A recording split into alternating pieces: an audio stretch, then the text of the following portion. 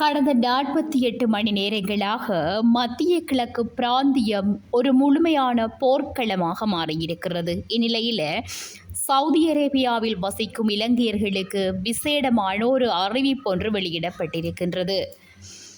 நேற்று காலை அமெரிக்காவும் இஸ்ரேலும் இணைந்து ஈரான் மீது மேற்கொண்ட தாக்குதலில் ஈரானின் உச்ச தலைவர் அயத்துல்லா அலி கமேனி கொல்லப்பட்டதாக தெரிவிக்கப்படுகிறது. பிப்ரவரி இறுதியில் அமெரிக்கா மற்றும் இஸ்ரேல் இணைந்து ஈரானின் அணுசக்தி மற்றும் இராணுவ நிலைகள் மீது நடாத்திய ரோரிங் லயன் வான்வழி தாக்குதல்களை தொடர்ந்து தற்போது இரண்டு நாடுகளும் நேரடியாக ஏவுகணை போரில் ஈடுபட்டுள்ளன.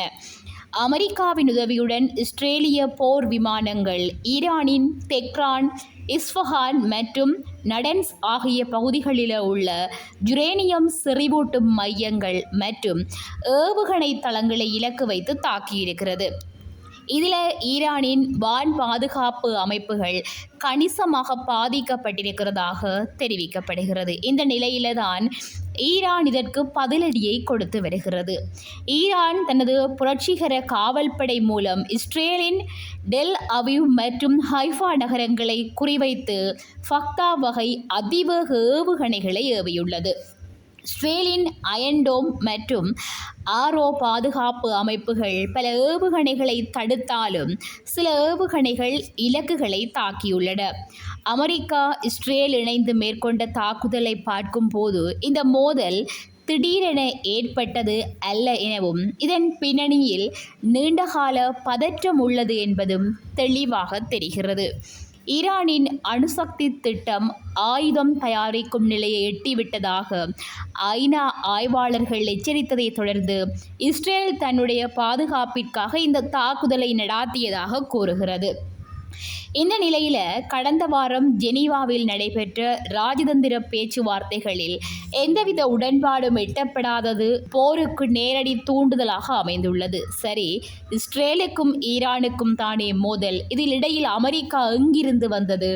ஆரம்பத்திலிருந்தே அமெரிக்காவுக்கு ஈரான் அணு ஆயுதம் தயாரிப்பதும் தற்போது அங்கு ஆட்சியில் இருக்கும் அரசாங்கத்தையும் பிடிக்கவில்லை. எனவே ஈரானின் இந்த அரசாங்கத்தை ஒழிக்க வேண்டும் எனவும் அணு ஆயுத உற்பத்தியை தடுக்க வேண்டும் எனவும் அமெரிக்கா திட்டமிட்டது.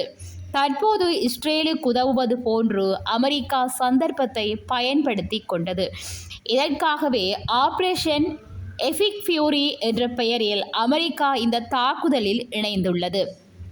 தற்போது மத்திய கிழக்கில் போர் சூழல் அதிகரித்து வரும் நிலையில உலக நாடுகளும் நாம் உட்பட பெரும் அச்சத்தில் இருக்கின்றன. காரணம், மத்திய கிழக்கில் போர் ஏற்பட்டாலும் அது அங்கு மட்டுமல்லாது உலகளவில் உள்ள சிறிய நாடுகளையும் பாதிக்கக்கூடும்.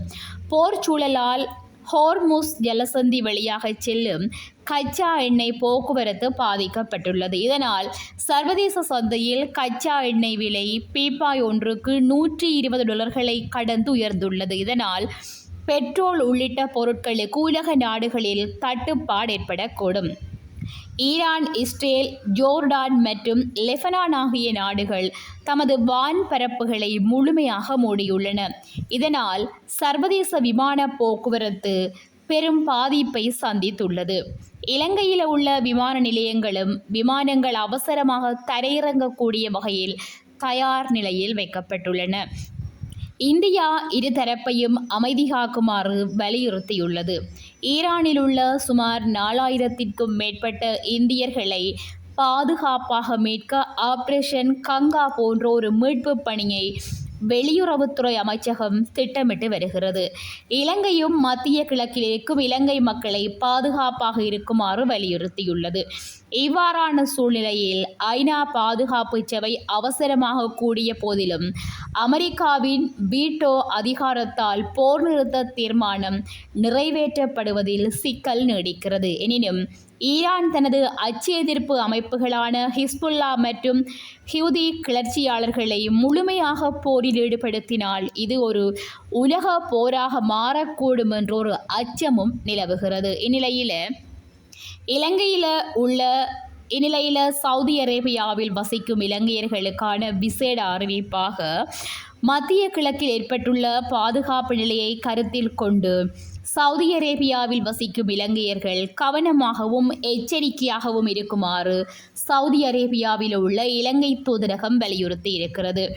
இதுகுறித்து சிவப்பு அறிவிப்புகளை வெளியிட்டுள்ள தூதரகம் உத்தியோகபூர்வ தகவல் மூலங்களை மட்டுமே நம்புமாறும் சவுதி அரேபிய அதிகாரிகள் ரியாத்தில் உள்ள இலங்கை தூதரகம் மற்றும் ஜித்தாவில் உள்ள இலங்கை கொன்சுலர் அலுவலகம் ஆகியன வழங்கும் வழிகாட்டல்கள் ஆகியவற்றை அவசியம் பின்பற்றுமாறும் அறிவித்திருக்கின்றது. சவுதி அரேபியாவில் உள்ள இலங்கையர்கள் மிகுந்த பாதுகாப்பாகவும் அவதானமாகவும் இருந்து கொள்ளுங்கள். இந்த காணொளி உங்களுக்கு பிடிச்சிருந்தா மறக்காமல் சப்ஸ்கிரைப் செய்து கொள்ளுங்கள்.